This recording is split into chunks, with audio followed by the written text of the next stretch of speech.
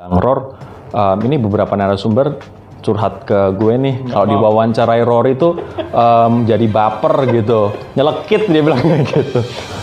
Ikut merasakan, berempati, dia bisa mengetahui psikologi penonton, dia bisa mengetahui suasana mood dari masyarakat gitu. Jadi itu dulu sih, belajar mendengar dan merasakan. Mulai dari jadi badut. Saya dulu jadi badut yang pakai kostum gitu, terus nari di anak-anak TK. Nari di depan anak-anak TK, ngajarin mereka nari gitu. Dibayar 30.000. Kan yang beberapa tahun lalu sempat kontroversial soal LGBT itu kan. Sebenarnya apa sih itu yang terjadi, Mas Rory? Kalau beberapa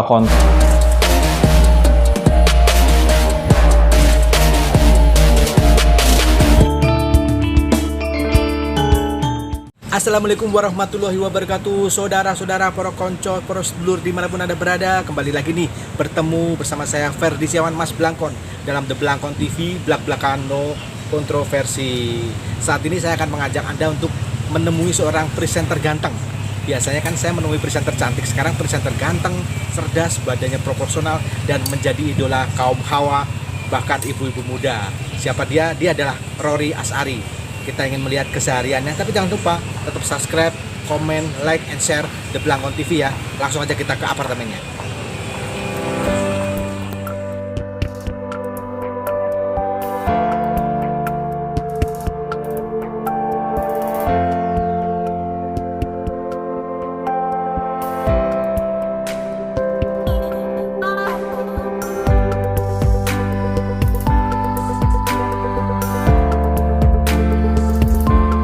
Nah, para konco, para sedulur, saudara-saudari dimanapun Anda berada, sekarang tamu spesial saya ada di sebelah kanan saya, mirip gantengnya sama saya. Mas Rory Asari, selamat siang Mas Rory. Selamat siang Mas, 11-12 kita ya Mas Fer. 12, luar biasa ya, kacang banget ya. Mas Rory, banyak teman-teman dari Blangkon TV pada nanya, Mas Rory ini kegiatannya selain presenter apa aja sih Mas Rory? Lumayan banyak sebenarnya. Jadi Mas Fer, aku ada bisnis, itu bisnis spray, bedding, dan lain sebagainya itu benar-benar kami ngerjain sendiri dan kami jual secara online. Nah, ada juga sekolah public speaking, Speakul, yang saya juga jadi bagian dari situ. Ada Tommy Cokro, ada Clara Tampu-Bolon, dan lain sebagainya, presenter berita di Indonesia. Ada juga ya moderator, MC, dan lain sebagainya itu maksudnya ad hoc ya. Jadi saya berusaha kegiatan itu banyak biar fokus dan produktif. Dan gitu. di satu kesenangannya di situ Mas Rory. Kesenangannya di situ. Nah, kalau bisnis ini lagi belajar di situ karena saya percaya bahwa suka nggak suka nanti pada akhirnya kita harus jadi pebisnis sih Mas. Gitu. Tuh saudara-saudari, suka nggak suka kita harus ngawali bisnis. Betul. Itu peluang buat kita masa depan kita. Ya. Mas Rory, dulu sebenarnya pertama kali terjun di dunia jurnalis hingga menjadi news anchor itu, Mas Rory itu sebenarnya sengaja mengambil bidang itu atau kecemplung? Karena banyak presenter yang kecemplung gitu. Ya kecemplung ya. Saya kebetulan dari kecil tuh ayah selalu ngajarin dan ngajak untuk nonton berita, Mas. Dulu kita tahu ada Dunia Dalam Berita, TVRI, ada Seputar Indonesia. Ayah selalu ngajak saya untuk nonton berita, dan kita tahu ada Desi Anwar, Salsa Yusar Yahya, Dana Iswara. Nah, dari situ saya, Mas Arief yang sekarang jadi pemret kita. Terus dari situ saya langsung berpikir bahwa kayaknya jadi news anchor keren juga ya gitu. Nah, dari situ kemudian mulai pas kuliah saya kemudian masuk ke komunikasi karena memang fokusnya pengen di situ. Terus saya sudah memulai di karir broadcasting itu dari TV lokal dulu. Sebelumnya radio, terus TV lokal di Solo, terus baru kemudian setelah lulus di Metro TV di 2010. Jadi sebenarnya awal memang sudah fokusnya di TV gitu. Nyemplungin diri lebih tepatnya. Nyemplungin diri, tapi memang kesenangannya juga dari awal udah seperti itu Mas Rory. Kesenangannya di situ. Dulu sewaktu di Solo ya waktu ya. Di Solo tuh di TV lokal itu sebagai presenter juga atau jurnalisnya itu pas di Metro?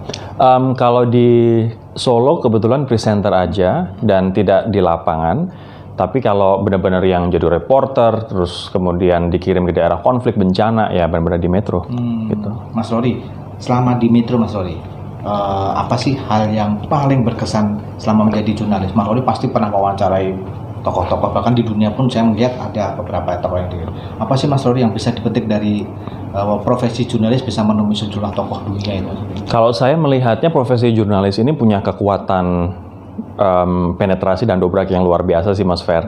Jadi ketika orang-orang pada umumnya susah untuk berbicara atau bertukar pikiran dengan orang-orang besar, kita sebagai jurnalis punya privilege untuk itu, gitu. Dan akhirnya banyak yang ada di pos-pos penting di suatu negara atau di suatu posisi bisnis yang dulu awalnya adalah jurnalis. Karena jurnalis ini mengajarkan kita untuk kita berpikir secara luas, kita memupuk dan juga menjaga koneksi, dan kita memaksa kita untuk tahu sesuatu lebih dulu, gitu.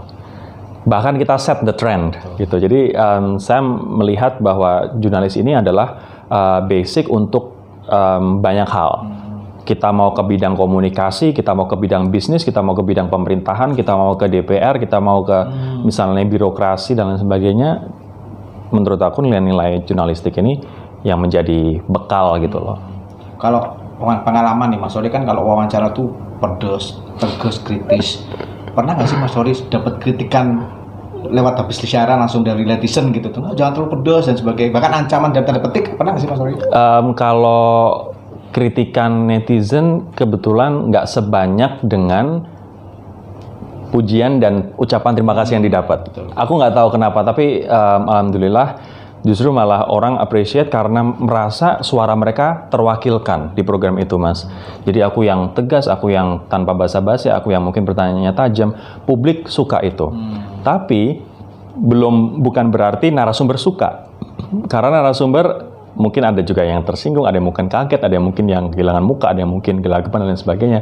Saya pernah dulu ada satu pengamat politik yang bilang, Ror, ini beberapa narasumber curhat ke gue nih, kalau diwawancarai Rory itu jadi baper gitu, nyelekit dia bilang gitu. Ya saya pikir ya itu kan gaya ya. Tapi yang jelas saya nggak punya interest dan nggak punya interest pribadi, nggak ada sama sekali, tendensi apa nggak ada sama sekali. Yang diwakilkan benar-benar suara publik, Mas, suara masyarakat pengen tahu, dan akhirnya masyarakat ya positif gitu. Dan dari berbagai liputan-liputan dan juga berita itu sebenarnya Mas Rory itu cenderung senangnya memang politik atau di bidang sosial, megasos dan sebagainya itu menyelami hal itu juga, atau cuma satu itu? Aku politik suka karena aku kan juga belajar ilmu politik. Terus S2 aku juga komunikasi politik. Jadi politik ini ya udahlah gitu. Maksudnya sesuatu yang memang jadi core gitu. Tapi bagaimana dalam penyiaran kita, dalam berita kita juga memiliki impact. Nah, makanya aku isu sosial, kemudian isu-isu humanisme, kemudian isu-isu equality, HAM dan lain sebagainya itu aku juga suka banget gitu. Jadi akhirnya ya politik dan isu-isu sosial kemanusiaan gitu sih. Dari keluarga sendiri kan kalau nggak salah juga presenter ya, kakak ya? Kakak ya. Memang berarti bapak sama ibu tuh benar-benar bangga ya punya dua anak yang semua di TV sebenarnya? Enggak juga, komentar ibu adalah nih anak-anak saya banci tampil semua gitu dia mikirnya. Ya tapi kalau kebanggaan ya mungkin mama bangga ya. Cuman ya memang kebetulan ibu pun juga presenter dulu di radio tapi dan dia sekarang dosen dan dia bisa ngejar cita-cita jadi profesornya gitu. Tapi dulu awal-awal dia adalah presenter di radio gitu. Jadi kami mendapatkan warisan bakat tuh nampaknya dari sisi ibu gitu. Mengajarkan cara ngomong, cara treat orang, kemudian mempersilahkan, itu kan ada seninya. Jadi ibu di situ sih. Makanya fondasinya. Saya juga sekali saya lihat sih lebih dekat sama ibu ya. Ya lumayan. Mas Rory, selama dari Solo ke Jakarta, pernah nggak sih Mas Rory ada pengalaman yang membuat Mas Rory itu akhirnya bisa bangkit? Artinya dulu tuh benar-benar sulit, Mas Mas Rory kan udah sukses dan sebagainya. Ya sekarang kalau sukses belum sih Mas Fer, masih long way to go. Tapi yang jelas dulu di Solo tuh saya ibaratnya gini. Saya bayar kuliah sendiri, cari duit sendiri buat bayar kuliah gitu. Walaupun kondisi ekonomi nggak seburuk-buruk itu, tapi ibu harus jadi tulang punggung dan menghidupi 4 anak dan juga keluarga gitu kan. Jadi nggak bisa kita mengandalkan orang tua. Maka dari semester 2 saya udah kerja gitu. Dan mulai dari jadi badut, saya dulu jadi badut yang pakai kostum gitu, terus nari di anak-anak TK. Nari di depan anak-anak TK, ngajarin mereka nari gitu. Dibayar 30.000 per tampil 1 jam. Sampai jadi sales promotion boy, jualan obat, jualan apa ke apotik gitu Mas. Terus jadi sempat agent salah satu asuransi dan lain sebagainya. Ya itu saya lakukan karena memang kebutuhan ekonomi. Jadi di masa-masa kuliah itu benar-benar mengajarkan tidak hanya belajar, tapi juga mengajarkan gimana biar belajar hidup, belajar bertahan gitu. Nah, ketika saya di Jakarta, saya alhamdulillah nggak terlalu menemui kesulitan yang berarti karena saya sudah kenyang dengan penderitaan di masa lalu. Jadi sekarang kalau misalnya pas nggak ada duit, atau misalnya pas bokeh, atau misalnya pas ada kesusahan, ini saya sudah pernah mengalami yang lebih buruk di masa lalu. Jadi ini sebenarnya bukan apa-apa gitu. Ya mungkin tantangan ke depan akan banyak, tapi kalau dulu saya bisa, ya sekarang harus bisa. Gitu sih prinsipnya. Itu saudara-saudari Poros dulu tidak ada yang menyangka ya seganteng Mas Rory ini pernah jadi badut, saudara-saudara. Oke, selanjutnya Mas Rory. Mas Rory sekarang menjadi ya bisa disebut sebagai salah satu presenter andalan di salah satu televisi nasional di Metro TV. Mas Rory, bagaimana sih Mas Rory menghadapi netizen, menghadapi fans, penggemar? Karena Mas Rory ini udah ganteng, pinter, dan cerdas. Itu pasti banyak akan orang yang pengen berkenalan dan sebagainya. Bagaimana menghadapi pola pergaulan Mas Rory itu? Kalau saya sih banyak orang misalnya kayak selebritis atau public figure yang berpikir bahwa fans kita harus misalnya membuat mereka senang, membuat mereka tetap attach sama kita dan sebagainya. Kalau aku melihat, ya ini adalah pekerjaan, konsekuensi pekerjaan. Kalau misalnya kamu suka, monggo. Kamu nggak suka, ya inilah saya gitu. Jadi saya nggak punya beban seperti penyanyi atau seperti fans yang kemudian saya harus memperkuat basis fans saya, enggak. Aku mesti melihatnya, ya udah ini, this is the job that I do. Kalau misalnya kamu suka, monggo. Kalau enggak, ya terserah gitu. Tapi yang jelas, aku menggunakan platform sosial media untuk mengajarkan atau mengedukasi sesuatu yang positif, sesuatu yang baik, sesuatu yang mungkin kontroversial, tapi kita tidak berpikir ke situ karena kita tidak dilatih dan lingkungan kita tidak mendorong kita untuk berpikir ke situ. Jadi gitu. kayak tabu gitu ya? Kayak tabu gitu. Padahal ini adalah sesuatu hal yang lumrah, sesuatu hal yang biasa, humanisme gitu. Jadi makanya saya menggunakan sosial media saya untuk berkampanye seperti itu sih. Ya, termasuk kemarin yang beberapa tahun lalu sempat kontroversial soal LGBT itu kan. Sebenarnya apa sih itu yang terjadi Mas Rory? Kalau beberapa konten sih, satu soal HIV/AIDS, kemudian soal perempuan yang tidak boleh perempuan tuh harus berakhir di dapur. Kemudian yang vlog yang saya buat baru adalah bagaimana apabila anak Anda gay atau lesbian, saya tanya kepada dua orang tua.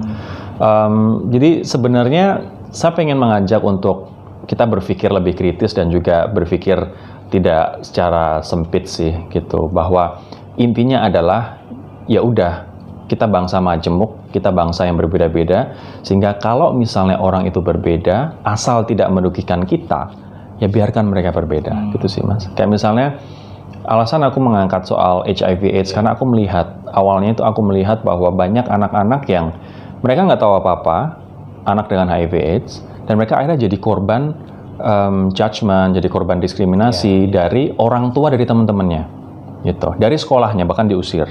Di Solo itu sempat rame kan.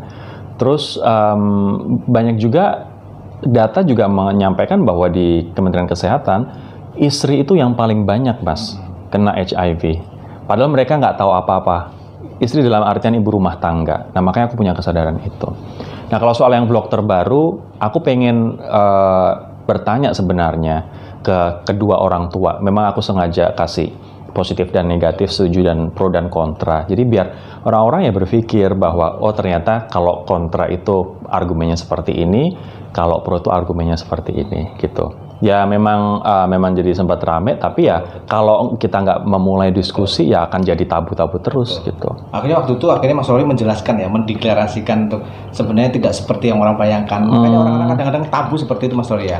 Kalau aku sih nggak yang mendeklarasikan dan apa, cuman ya biarkan konten itu yang berbicara dan dan aku membuka ruang diskusi dalam YouTubeku sendiri, jadi orang biar bisa berdiskusi dan tidak menutup diskusi gitu. Kecuali kalau diskusi itu menyerang dan hatred dan penuh nggak ada argumennya, ya bagaimanapun itu akan terfilter secara sendirinya gitu sih. Nah, gitu, sorry, ini banyak sekali nih adik-adik remaja kita yang terinspirasi untuk menjadi presenter kayak Mas Rory. Apa sih Mas Rory sebenarnya trik dan tipsnya? Karena kadang-kadang orang berpikir presenter itu harus ganteng, harus bahasa Inggrisnya pinter, harus badannya proporsional dan style gitu. Enggak harus sih. Kalau sih saya berpikir bahwa Satu, saya selalu mengajarkan atau selalu men-share ke orang-orang bahwa untuk kita bisa menjadi presenter, kita harus bisa menjadi listener dulu, gitu Mas. Orang tidak hanya, presenter itu tidak hanya kita ngomong, tidak hanya ngecap, tapi dia harus belajar menjadi pendengar yang baik dulu. Dari situ dia bisa ikut merasakan, berempati, dia bisa mengetahui psikologi penonton, dia bisa mengetahui suasana mood dari masyarakat, gitu. Jadi itu dulu sih, belajar mendengar dan merasakan. Terus yang kedua adalah otomatis orang itu nggak mau digurui, orang itu nggak mau dikasih tahu, nggak mau. Jadi kita sebagai presenter memposisikan kita sebagai teman yang bercerita, storytelling gitu. Makanya data, terus contoh, terus misalnya case study, itu tuh orang suka karena mereka kemudian bisa relate dan juga bisa percaya apa yang presenter omongin. Kalau presenter hanya ngomong tanpa data, fakta dan contoh kasus, nggak akan nyampe gitu. Kamu memberitahu ke aku, kamu ngajarin aku, you are schooling me. Aku nggak mau, udah ada penolakan. Tapi ketika kita ngomong sebagai teman, we are telling stories, dan ini ada data-datanya, orang akan dengar gitu. Yang pada intinya orang nggak mau dipinterin, diajarin itu aja sih. Nah, tuh saudara-saudari Borok Sedulur. Ternyata presenter itu yang penting, kata Mas Rory sih, harus punya data, fakta, dan ilmunya lebih banyak. Nggak harus ganteng, nggak harus ster, nggak harus. Yang penting dia punya data untuk mencerahkan kepada publik, dan ceritanya pun kayak teman, Mas Rory. Betul, Jadi betul. orang mudah dipahami, itu saudara-saudara. Nah, kita nanti lanjut di segmen Guyon Waton. Ada lagi pertanyaan kira-kira nanti di-share aja di komen ya. Nanti kita langsung dilanjut di segmen Guyon Waton. Tetap di The Belakang TV. Oke. Karena ganteng, orang ganteng banyak Mas Ren. Cuman yang cerdas itu kita harus earn, kita harus berjuang untuk bisa mendapatkan itu. Rory lebih senang untuk dicintai atau mencintai itu? Dua-duanya sih. Udah punya pacar, pasangan, atau seperti apa sih Mas Rory? Atau sedang mencari orang ganteng seperti itu? Pasti lah ya. Sebenarnya sudah ada, cuman